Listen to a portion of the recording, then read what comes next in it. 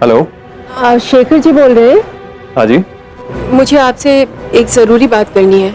आप हैं कौन? आप मुझे अपना शुभ चिंतक ही समझिए। ओके। आप जिस लड़की से शादी करने जा रहे हैं, डिम्पल, वो किसी और से प्यार करती है। और आप तो जानते हैं कि जब लड़की किसी और से प्यार करती है तो वो शादी के बाद आपको कहाँ खुशी दे पाएगी। तो आप इस शादी के लिए मना कर दीजिए।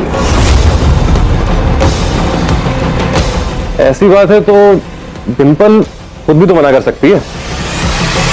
वो अपने घर वालों से बोल दे कि उसे किससे शादी करनी है।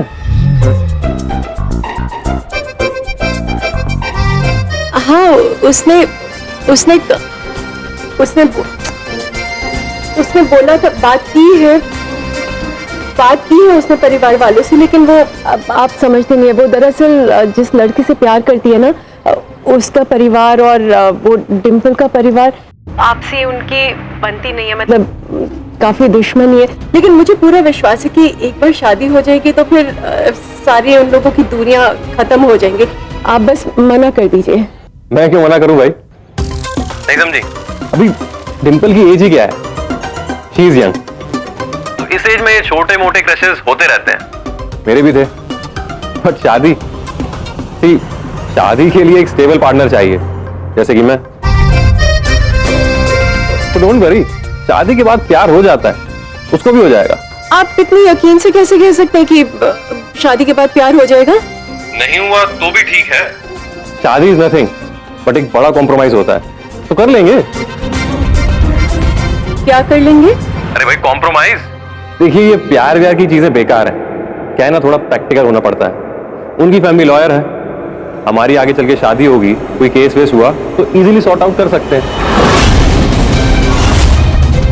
तो ऑल इन ऑल ये बड़ा ही फायदेमंद पैकेज है दोनों के लिए। और सबसे इंपॉर्टेंट बात पता है आपको क्या है? मैं इकलौता दामाद हूं। तो मेरी हर ख्वाहिश, हर तमन्ना पूरी होगी। तो हर एंगल से इस शादी के एडवांटेज ही एडवांटेज है। तो आपकी ये शुभ चिंतक वाली चिंता जो है ना, मेरे किसी काम की नहीं। Okay, bye. क्या भावना जी, कितना घमंड है इसको। शादी को डील समझता है। बच्ची इसके साथ कभी खुश नहीं रहेगी, सवाल ही नहीं पैदा होता। मुझे तो ये बात समझ में नहीं आती कि इतना पढ़ा लिखा आदमी ऐसी सोच रख सकता है। अरे मेरा तो माथा गर्म हो रहा है।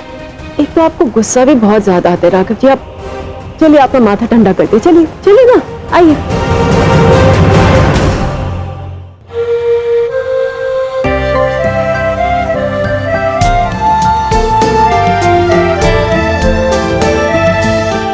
खैर, जो भी हो, आपने इतनी समझदारी से शेखर को समझाया और शेखर भी कितनी समझदारी से आपकी बात समझ गया, मानना पड़ेगा।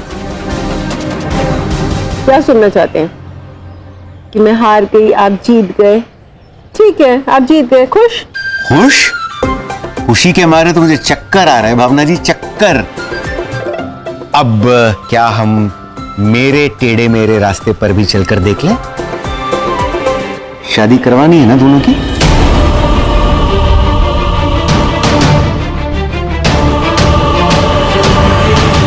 अच्छा ठीक है, एक बार आपका रास्ते भी ट्राई कर लें।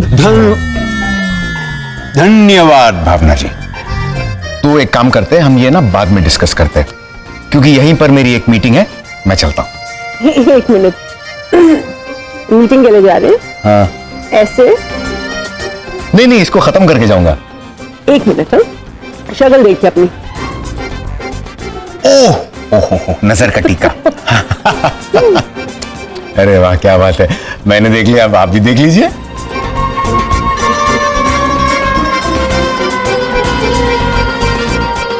अब ना कोई और प्लान सोचना होगा। फिलहाल मैं आपको रास्ते में छोड़ देता हूं, आइए।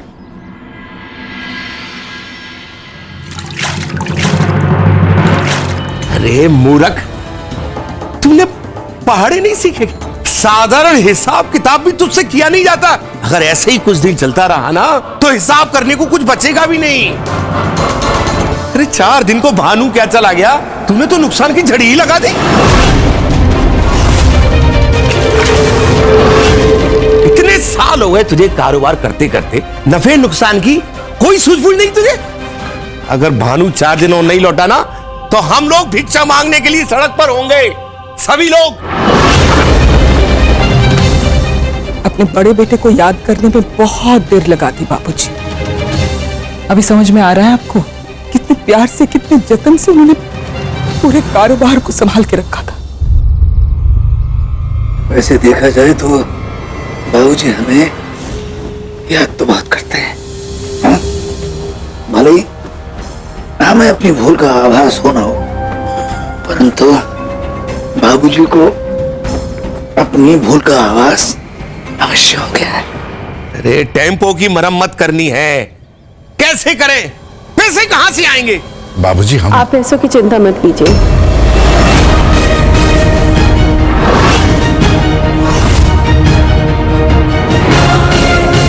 मेरे पिछले ऑर्डर के कुछ पैसे अभी भी बचे हुए हैं और एक नए ऑर्डर भी मिल गए, तो आप चिंता बिल्कुल भी मत कीजिए। नहीं बेटा, इतनी मेहनत से तूने पैसे कमाए हैं, वो तेरे पैसे हैं, तू अपने पास रख, यहां कारोबार में मत लगा। अरे ये नालायक तो डुबो देगा सब। बाबूजी, उस पैसे का क्या फायदा जो अपने परिवार के ही काम ना आए? और आप ही कहते हैं ना कि मुट्ठी में बहुत ताकत होती है, तो क्या मैं इस परिवार की मुट्ठी की एक छोटी सी उंगली भी नहीं हूं? आप मुझे मदद करने दीजिए। और वैसे भी बाबूजी, अब समय आ गया है, हम सबको मिलकर इस कारोबार को आगे बढ़ाना चाहिए। और इसीलिए मैं सोच रही थी अमित भाई साहब कि आपके साथ कारोबार में मैं आपकी मदद करूं तो।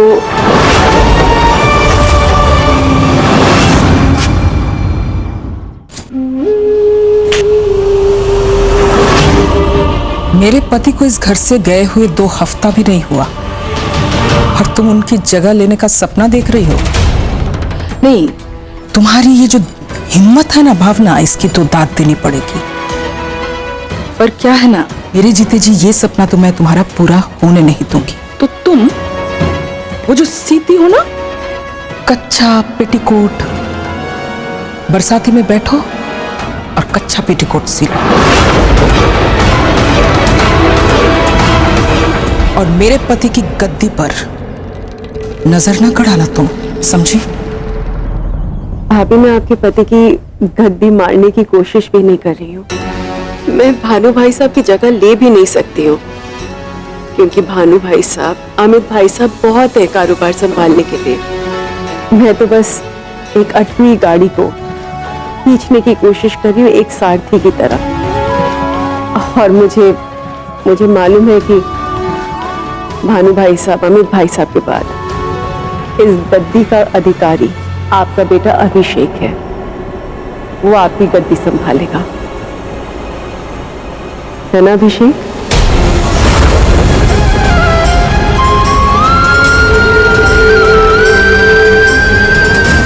जी चाची।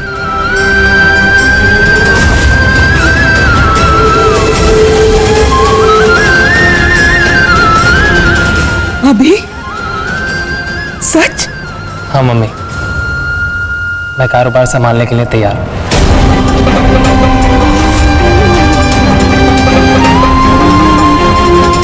अगर चाची मेरा साथ देंगी तो जरूर।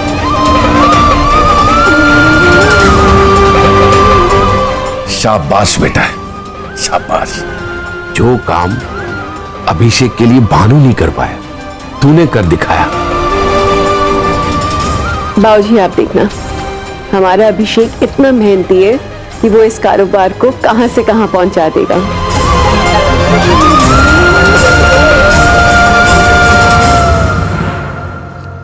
वैसे भी भावना, हनुमान महोत्सव में तुमने सबको साबित कर दिया कि कैसे बड़े से बड़ा काम तुम कितनी आसानी से संभाल लेती हो। बाबूजी, मेरी बात मानिए तो आप हाँ कह दीजिए। अमित भैया, आप मुझे जल्द से जल्द कारोबार का हिसाब किताब समझा दीजिए। मैं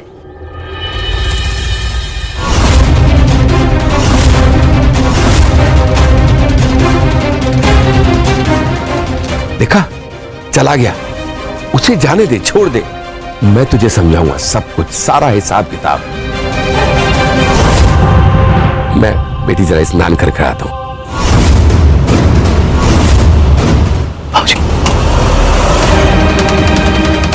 बाथरूम में तो अभिषेक के पापा है। बाबूजी आ रहे हैं, क्या करूं?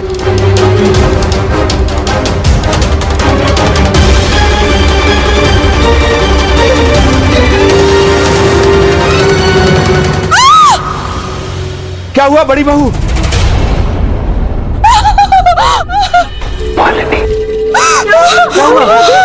दर्द हो रहा है बाबूजी, बहुत दर्द हो रहा है। कहाँ दर्द हो रहा है? दांत में। कल तो आप मजे से गन्ना चूस रही थी, इसीलिए तो। शायद उसकी वजह से तो नहीं हो रहा। उसी वजह से हुआ होगा बाबूजी।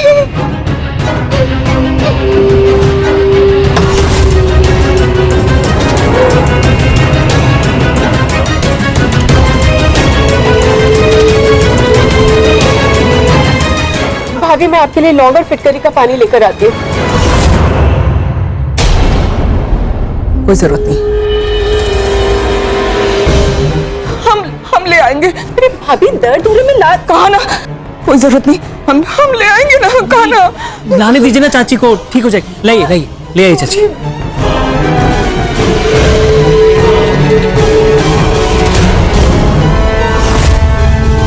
जाओ लेकर आओ।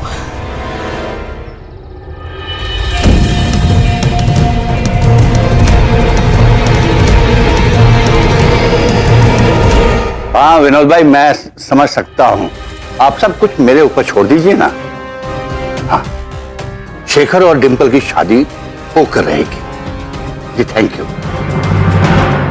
कि नौटंकियां बढ़ती ही जा रही है, कुछ ना कुछ तो करना ही पड़ेगा। क्या हुआ पापा जी? अरे शास्त्री परिवार में से किसी औरत ने फोन किया था विनोद भाई के घर पे, और उन्हें बताया कि हमारी बेटी का किसी के साथ अफेयर चल रहा है। किसने फोन किया था? कौन हो सकता है? शास्त्री परिवार की कोई औरत है ना। आजकल तो एक ही है ना, भावना मालकिन बन के बैठी हुई है वहां पे।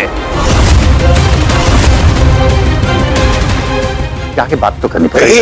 एक मिनट पापा जी, एक मिनट।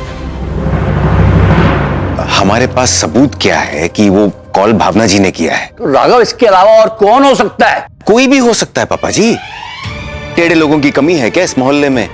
कल सब लोगों ने तमाशा देखा और आप सब लोग तो बाहर ही भिड़ गए। ये भी नहीं सोचा कि चलो भाई अंदर चल के बात करते हैं। और जरा सोचिए पापा जी, उनका नंबर भावना जी के पास कहां से आ सकता है? ज्यादा गुस्सा करेंगे तो मामला उलझ जाएगा। मामला तो उलझ ही गया था ना। ये तो बाप और बेटे शरीफ है जिन्होंने मेरी बात को मान लिया और शादी करने के लिए फिर भी तैयार हैं। लेकिन अगली बार ऐसा कुछ हुआ तब क्या करेंगे?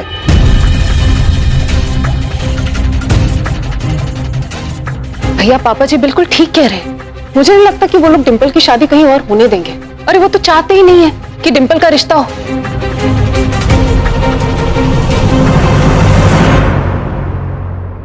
पापा जी, अगर आपको बुरा ना लगे तो मैं एक बात कहूं? हाँ बोलो, क्या बोलना है? अब हमें डिंपल की शादी के लिए कोई मुहूर्त निकालना ही नहीं चाहिए, बल्कि उसकी शादी फौरन करा देनी चाहिए। अगर मौका ही नहीं मिलेगा तो बखेड़ा कहां से खड़ा होगा? स्वाति, तुम कैसी बातें कर रही हो? डिंपल अभी बच्ची है। स्वाति सही कह रही है।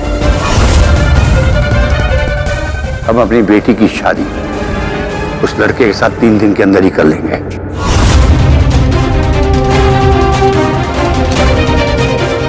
अच्छा लड़का है, अच्छे परिवार से है। एक बार हमारी बेटी की हुई गलती को भी वो भूल गया है। वकील है और क्या चाहिए। और मुझे पूरा विश्वास है कि वो हमारी बेटी को बहुत सुखी रखेगा। पापा जी, डिंपल शेखर को पसंद नहीं करती। तो किसको करती है? उस लफड़र को।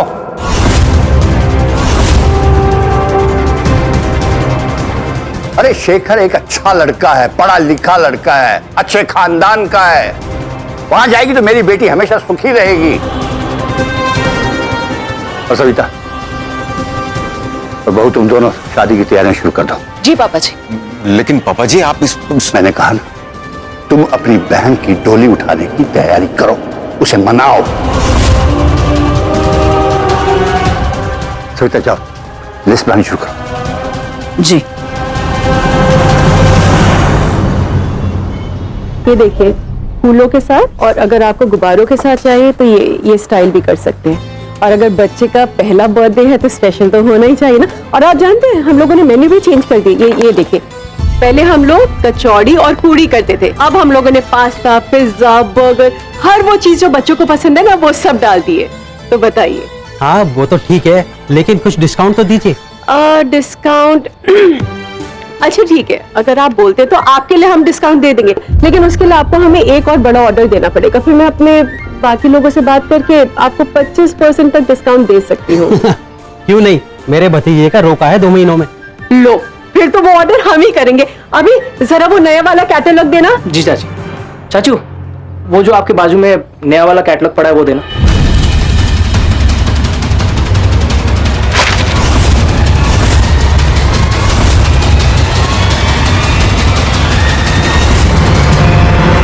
ये देखिए नया मेन्यू। अच्छा, वैसे आपको कोई भी सवाल हो ना तो ये हमारे अमित भाई साहब हैं, ये आपके सारे सवालों का जवाब दे देंगे। ये दुकान वही तो चलाते हैं, आप उनसे बात कर लीजिए। जी आइए ना। चाची, मुझे ना वो, आप इधर आओ, मुझे टिम्पल की बहुत टेंशन हो रही है। आप दोनों ने कोई आइडिया सोचा? मेरी शादी का कोई रास्ता निकालिए ना प्लीज। अभी 1 मिनट।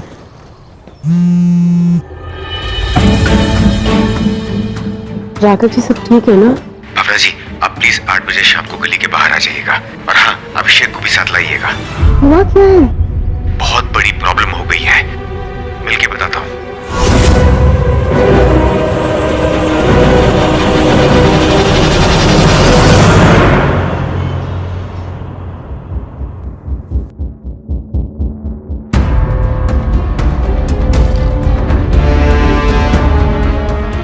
शर्मा जी को जरूर ऐड कर दीजिएगा, उन्हें नहीं बुलाया ना तो बहुत दिक्कत हो जाएगी। माँ गांव से भी लोगों को बुलाना है क्या? हाँ, बुलाना तो पड़ेगा, क्योंकि नहीं बुलाएंगे तो मुंह सुजा के बैठेंगे। एक काम करते हैं, इतने जल्दबाजी में क्यों शादी करवा रहे पूछें तो बस कुछ बहाना बना देते हैं। पंडित जी, अच्छा मुहूर्त कौन सा है? सब कुछ 2-3 दिन में ही करना है। अरे कल बहुत ही शुभ मुहूर्त है सगाई के लिए, सर्वोत्तम। सुबह या शाम? कल सुबह का ही है।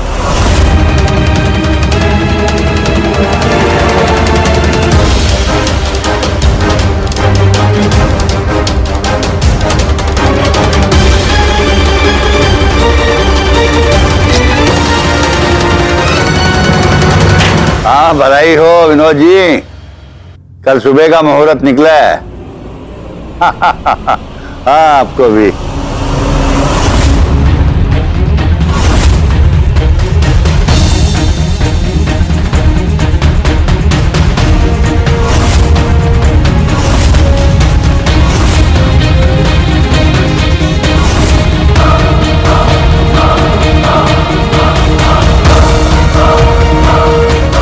जी, आपसे मिलते हैं। तुम्हारी हिम्मत कैसे हुई कमरे से बाहर आने की? किसने इजाजत दी थी तुम्हें इसे बाहर लाने की?